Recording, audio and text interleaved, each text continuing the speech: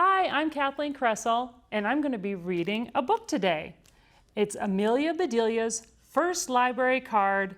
It is written by Herman Parrish and illustrated by Lynn Averill, and is read with permission by HarperCollins Publishing. Amelia Bedelia's first library card. Amelia Bedelia loved books and she loved to read. That's why she was so happy the day her teacher, Miss Edwards, took the class to visit the town library. There she is. Look, she's all happy. "Welcome to the library," said the lady in the lobby. I am Mrs. Riley, the children's librarian. I have lots of great things to show you.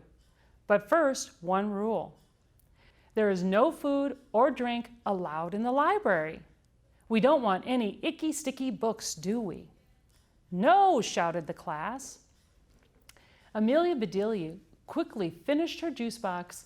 She wasn't really supposed to be drinking it anyway. She looked around for a place to put it. The library is great, she thought as she shoved her juice box into the handy trash can just for kids. "Now let me show you how to return a book," said Mrs. Riley. "You just slip it in here like this." She slid a book through the slot. "Let's go see where it went and what happens next." Uh-oh, thought Amelia Bedelia, because look, she put it in here, and that's where the books are supposed to go. Oh no. Everyone followed Mrs. Riley to see the bins that caught the books. She reached into one bin and pulled out a crumbled juice box. "We will check this into the trash," she said, dropping it into the wastebasket. "See why we don't like food or drink in the library? This book is wet and sticky." See, it got all icky. There goes the juice box. "Now come with me," said Mrs. Riley. "Let me introduce you to Thomas B. at the circulation desk. He is checking books in and checking books out too."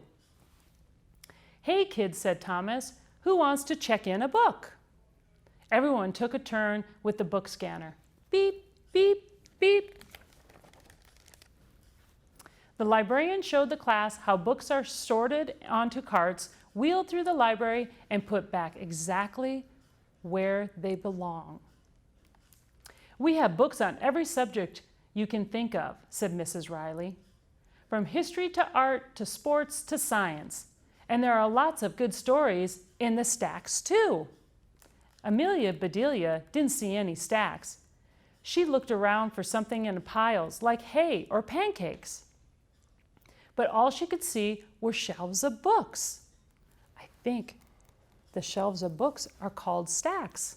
That's what Mrs. Riley was referring to, huh? At last they arrived at the children's room. "This is my favorite place," said Mrs. Riley.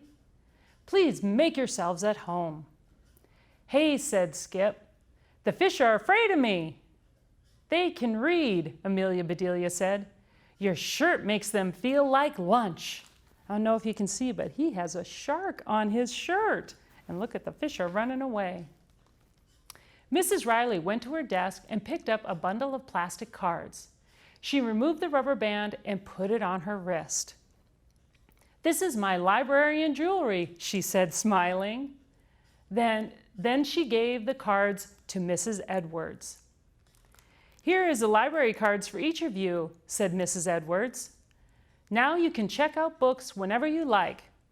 The whole class cheered. "Remember when we talked about how a library works, chickadees?" asked Miss Edwards. "The library shares these books with everyone in town." "That's right," said Mrs. Riley. "When you check one out, you are taking a turn with it. At our library, your turn lasts 3 weeks. Penny raised her hand. "What if you don't return your book on time?" "Well, you can renew it and get extra time," said Mrs. Riley. "But if you keep it past the due date, you get a fine." That sounded okay to Amelia Bedelia. Getting a fine was not as good as getting an excellent, but it wasn't as bad as getting a terrible. I think fine means that you have to pay money. I don't think Amelia Bedelia understood that. We have a few minutes before we head back to school, said Miss Edwards. Please choose one book, then use your new library card to check it out. I'd like to check out this chapter book, said Dawn. Terrific, said Mrs. Riley. Let's try my finger test. She opened Dawn's book to the first chapter. She moved her finger across the page. Dawn read each word out loud. Wonderful, said Mrs. Riley. This is a perfect book for you. Now, does anyone else need help? Mrs. Riley showed them where to find the chapter books and picture books. She showed them where to find books about famous people and books about animals and books by their favorite authors. Mrs. Riley even showed them a special shelf of audiobooks. These are books for kids who like to read with their ears, she said. Amelia Bedelia decided that she wanted to learn to read with her eyes first. With so many books, it was hard for Amelia Bedelia to choose just one. She held up her finger, shut her eyes, and twirled around and around. Ah! The winner of her finger test was on the top shelf. Those are for the older kids, said Mrs. Riley. They're over your head. I know, said Amelia Bedelia. That's why I need help. Come with me, said Mrs. Riley. I bet you'll like these books better. They're exactly at your level. Mrs. Riley was right. Amelia Bedelia could reach them all. She chose a book about cupcakes and got in line behind Teddy. Hey, Amelia Bedelia, said Teddy. Which one should I get? Ah! Yelled Amelia Bedelia. Mrs. Riley raised her eyebrows. Sorry, said Amelia Bedelia. I thought Tyrannosaurus Rex was going to bite my nose off. I can't wait to read this to my little brother, said Teddy. He handed his other book to Amelia Bedelia. Here, he said, check this one out. Amelia Bedelia opened the book slowly and carefully. No teeth, no scales, no dinosaurs. This one was about clouds and the weather. Next, said Thomas.